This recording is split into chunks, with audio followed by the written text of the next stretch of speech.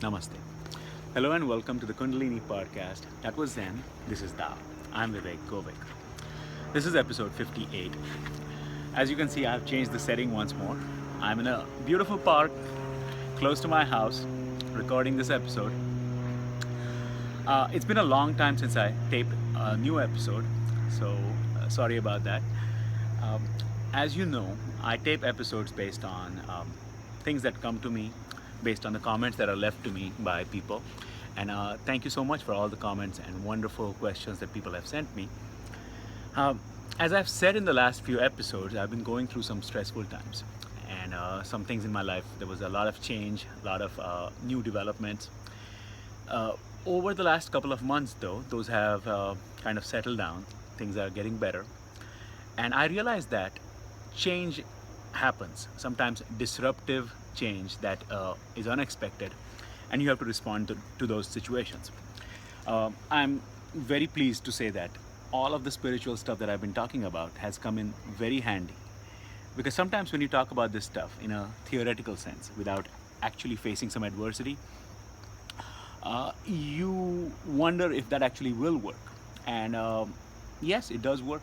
Affirmations work, positive thinking works, mindfulness works, controlling your actions, controlling your anger, having compassion for people who are not on the best terms with you at any given situation, any given point in time.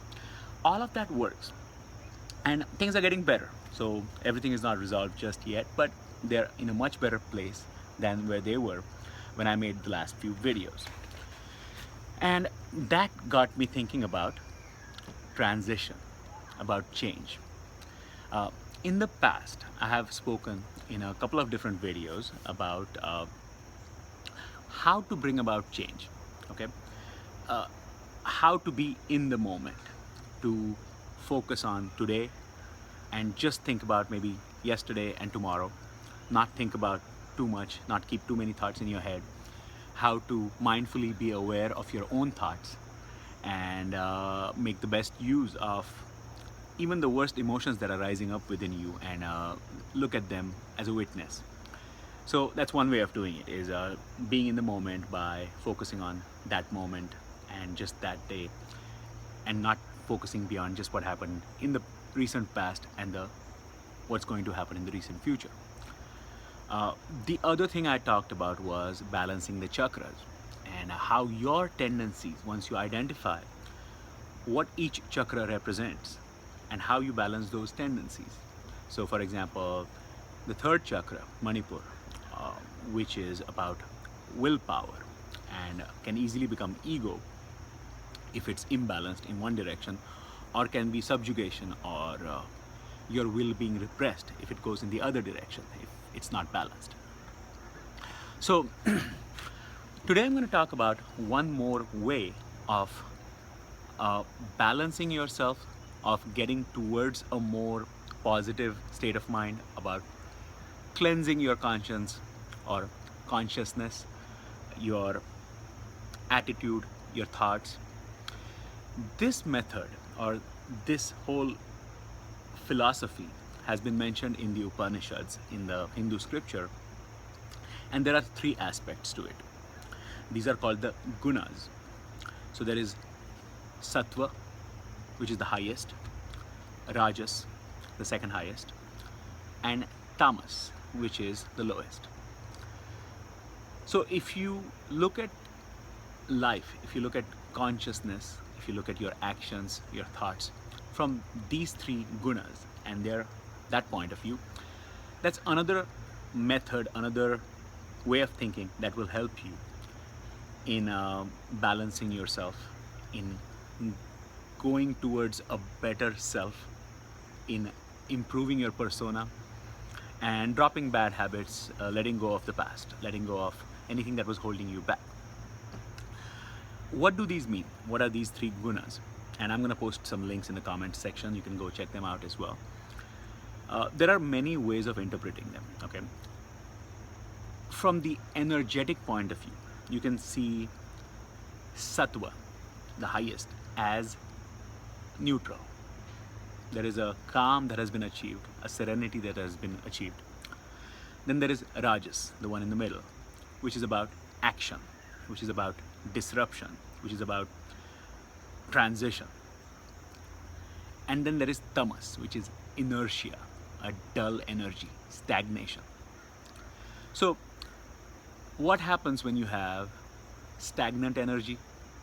Anytime there's a pond and there is stagnant water, for example, you see that it just collects algae, there is mosquitoes there, there are all kinds of diseases that grow there because of that stagnant water. And it's the same thing with energy, with your consciousness, with anything that you bring about in the world based on your emotions, based on your thoughts, your ideas, your actions.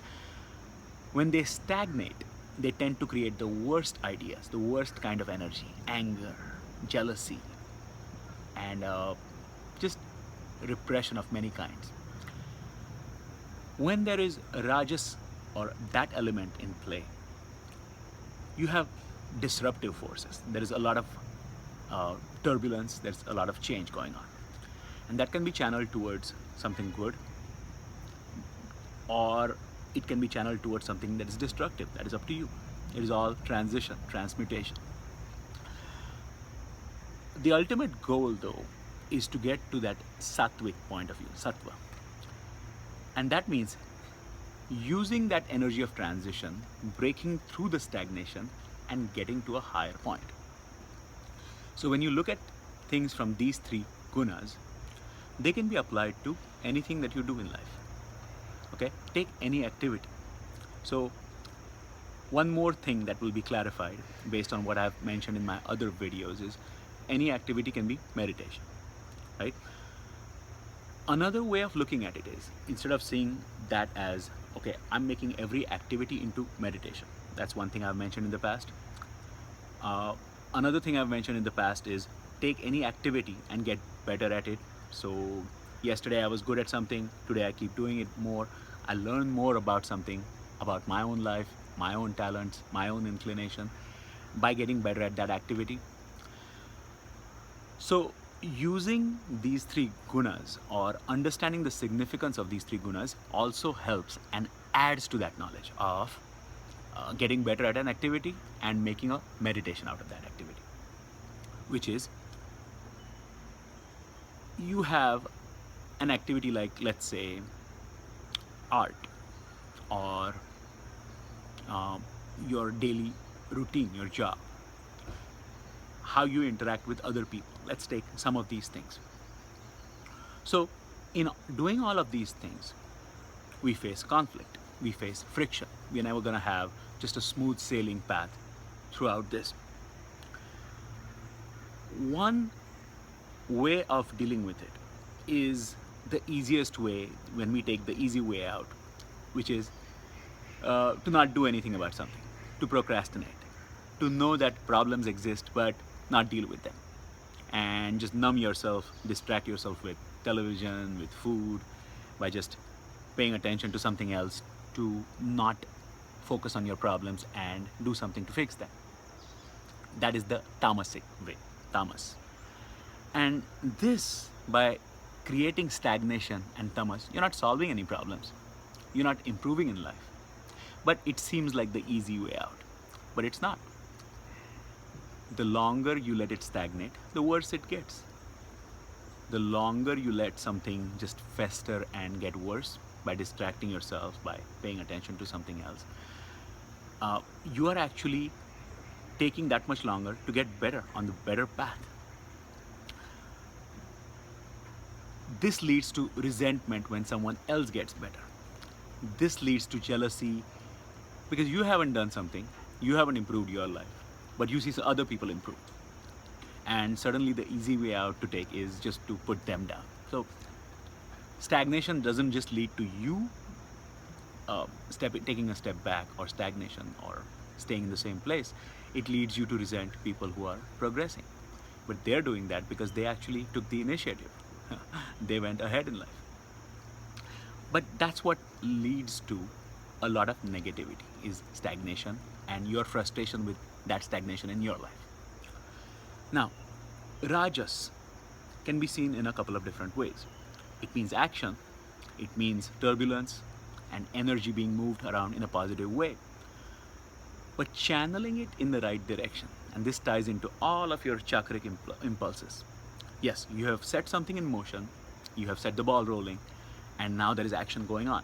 But is that action being guided by the right thoughts? Have you managed to remove the old tamasic energies from yourself, from within? Are you moving in the right direction using those rajasic energies? And this goes along with your consciousness, which is why cleansing yourself is important. Swami Vivekananda once said that it's important to wake up and cleanse yourself. People take a bath every morning. But he said it is just as important to cleanse your soul every morning. And maybe you might skip the bath a few times, but that's okay. Don't skip cleansing your soul. Don't skip your meditation. That is more important sometimes than physically cleansing yourself. So when you're moving on the Rajasic path, you have now decided to take some action. And watch my other videos about balancing yourself, positive affirmations. In some way, you have decided to move in the next direction. Be very mindful that you are removing all your negative tendencies, all the darkness, all the accumulated stagnation from the past, from the tamasic energies.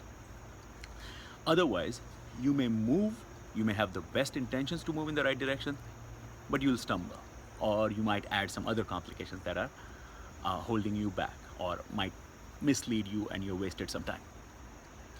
The ultimate goal in any activity, let's say you're doing martial arts or you're learning to play music and you're trying to get better, the ultimate goal is to achieve that oneness, that stillness, and that only happens when all of your negative tendencies have been stilled, stagnation has been removed, the actions are moving in the positive direction, but ultimately there is a calm, there is a stillness within that has been found through the action, through the Rajasic actions, because that's the next step. It's like a rocket. You know, when a rocket takes off, it drops one booster rocket that has, fuel in it and it has been spent. That drops away. Then the next one drops away. And ultimately, it's just that module that's leaving to go to the moon or go into orbit. If you look at any activity from these three gunas and that perspective, and how you're going to go on that journey and constantly reassess, constantly recalculate, recalibrate to get on that sattvic path. The statement from the Upanishads is asatoma sadgamaya, tamasoma jyotirgamaya, mrityorma amrutangamaya. What it means is, lead me from ignorance to truth, from darkness to light, and from death to deathlessness. Okay, it contains that word tamas in it. So the idea is to move away from tamas, from darkness, from ignorance, and then there is deathlessness.